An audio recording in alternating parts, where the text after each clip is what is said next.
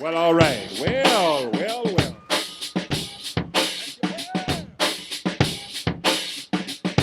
On drums, Cedric Burnside.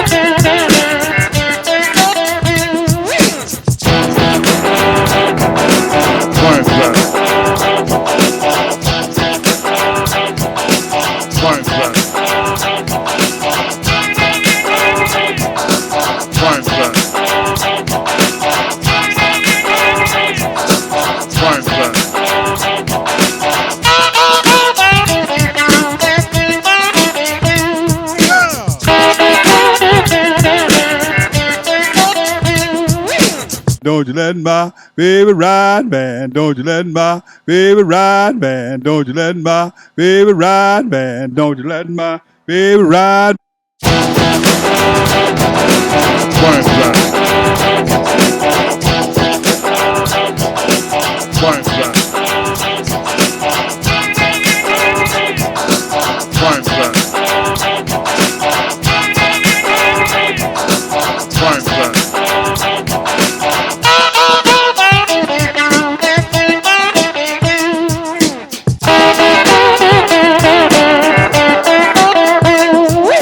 Don't you let my baby ride, man. Don't you let my baby ride, man. Don't you let my baby ride, man. Don't you let my baby ride.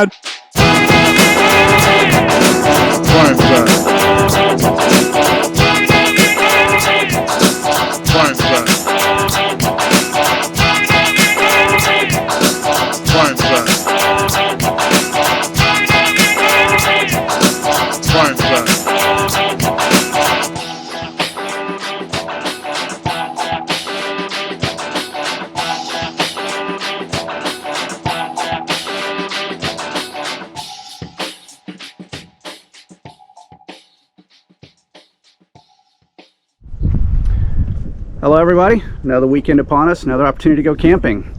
Today I'm out here again with my buddy Mike, and you know, as you guys saw in the last video, Mike was real excited about having his trailer. If you haven't seen that video, I'll link it in the description below. It's a really good, really detailed example of the differences between Mike's experience and his trailer versus mine.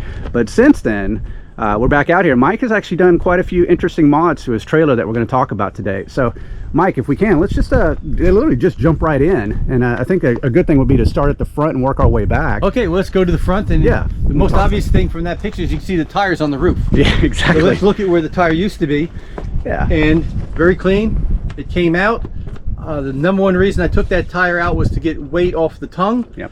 And then it's now going to free up for a basket or some other lightweight type of storage for when I'm camping, and I can use that. How much weight does it actually save you on I actually measured it, so it took 50 pounds 50 pounds off the tongue. Okay. And so that, you get less that's sag 50 in the pounds back, off yeah. Without measuring it after it's back on the roof. It's right behind the axle, so that you might add 5 or 6 more pounds of the backward tilt. So right. At least 50 pounds. Well, I noticed that the mounting system is gone here too. Right. Did you repurpose The great thing that, about or? that is I was able to repurpose that mount onto the bars to hold the tire. So the tire sits on the same mount, but instead of being in this vertical orientation, it's in a horizontal orientation. Right. The only thing I needed to do was buy 2 U-bolts to attach it to the square bars, and then it's done. So very simple mount. I know people probably ask, it's heavy? Yeah, it's heavy to get up. Yeah. But you can easily get it down with a slight rope even if you're by yourself. And if you're in that situation, you're not going to worry about putting your spare back on the roof. Right. You'll just figure it out. I'll put it on my car, in the back of the car, or you know, you're in a situation where that's not as important if you can't lift it up by yourself, but it can be done. Yeah, I think one of the things that you sacrifice when you put the tire on the roof is you can no longer do a roof rack. Sorry, a rooftop tent. If that was something you were going to buy later, but you know, you can always remodify it. But yeah, you can't do the rooftop tent, and you know it's about a 32, 33-inch tire, so you do take up some space for long objects. But I do, when we go to the back, you'll see I can still put a pop-up tent in there and some other long rectangular type objects. Okay. So and tell me about this flagpole, because I know that's also new, right? Well, the flagpole you see is there, and you know I'm always the guy flying the Texas flag, even though you can kind of tell I'm not from Texas.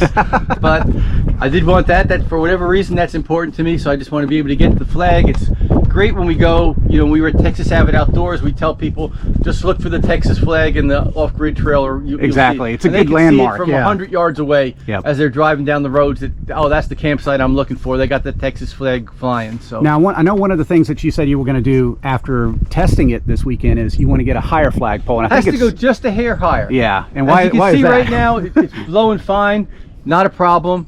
But when the awning gets deployed, it rubs just on the top of the awning, and you hear that all night, as I found out last night. If it's any breeze at all and it's moving, you just hear that whooshing sound as it's going back and forth across it. So I just got to get another foot higher on the pole and I'll be fine. Yeah, it definitely sounds like somebody wearing parachute pants just walking around the camp all night. Yeah, so that's something we learned, right? To get a taller flagpole to clear the awning. And of course, wind direction matters, right? I bet if you'd been oriented a different way. It just happened to go onto that side where the awning is last night, where if it had gone in any other direction, I wouldn't have heard it. Fine, But it was good that I've heard it on the first night, and now I can easily just correct that problem. Right.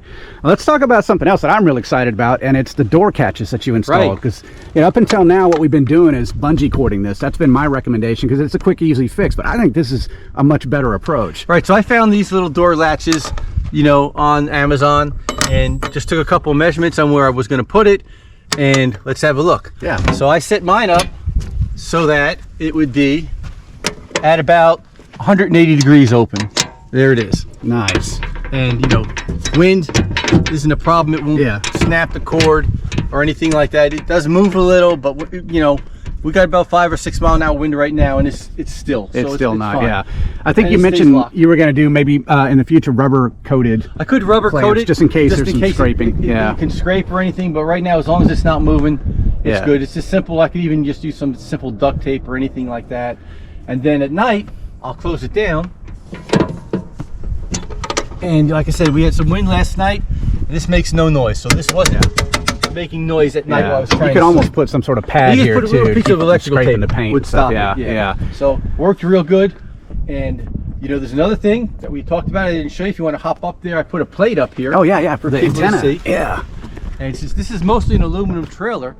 That's just a simple 6x6-inch plate with 2 U-bolts, but it's steel, and that's where the magnetic mount is going to be for my ham radio. For ham radio, yeah. This will be in the next video. We'll show how that all works. That's going to be awesome. While you're up there on the roof, that was something to see that I just did that for the radio. Agreed. Yeah, I know one of the things about this that I thought was interesting is because I'm used to having bungee cords on my doors, I have like a visual representation of, hey, I've got something attached. And I remember when this was open, first thing I tried to do was close it. I'm like, oh, it's caught. So I remember that there's a hook there. But you know, it all comes down to just repetition, knowing that you got that. But off-grid trailers, if you're watching these videos still, this is the way to go. Having something like this on all of the doors will keep them from flapping in the wind, and it won't require people like me to have bungee cords to do that. So that's a very quick fix to make that, you know, much more agreeable in the wind. So the other thing I did, because I was a volunteer fireman at one time in my life, was I replaced that little screw here with this easy in, easy off ratchet. And so it's got a little detent, so it doesn't accidentally come out. It's very long, unlike the screw. It's not going to come out accidentally, but it's very quick to grab. You just grab it and it comes right out. The reason for this, of course, is not when I want to go refill it, but it's in the case of a fire. An accident. There's a fire department has I can now get this tank off very quick, and without any issue, I'll be able to pop it out with that screw. I mean, you can probably get the screw up. The biggest problem with the screw that I thought was it can accidentally come out. Yeah, you hit a good enough trail, it'll bump out. I previously thought, well, you could put a carabiner or a locking piece, but then you don't get it out. Exactly. This was a much better the best solution. Very simple. The red tag lets anyone approach it know how fast they'll be able to get it off. Yeah. So firemen everywhere will definitely appreciate that little modification to the propane tank.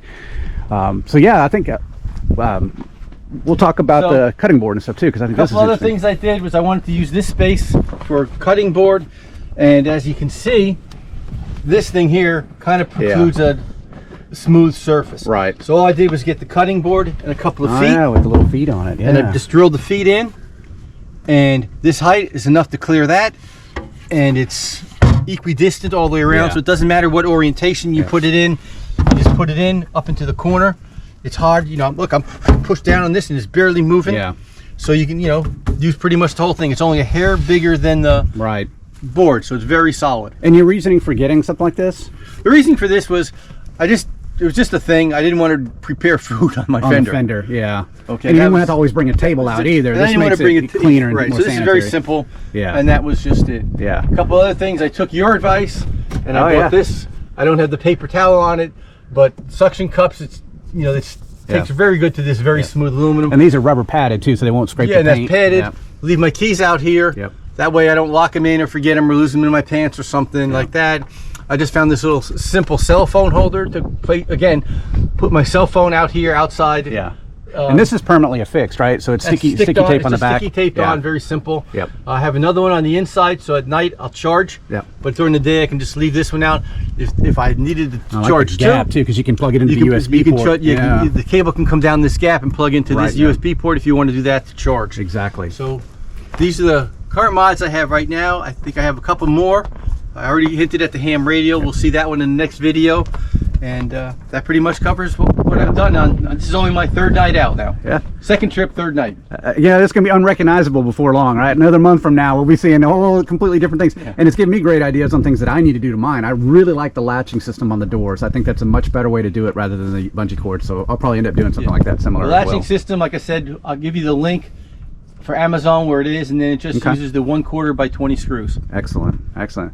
Well, thanks so much for walking us through your modifications. Hopefully this is helpful to everybody out there. And again, off-grid, if you're watching these videos, take some cues from these modifications. I think just a very simple fix can solve a major complaint that a lot of people have about door swinging in the wind. So just some food for thought on that one. But thanks again, Mike, for sharing this experience with us, and look forward to making our next videos together. All right. Awesome. Thanks, everybody. Hope you're having a great weekend, staying safe, and thanks for all the subscriptions and all the views. If there's anything else we can do, please leave some comments in the comment section, and happy to make more of them. All right. Thanks, guys.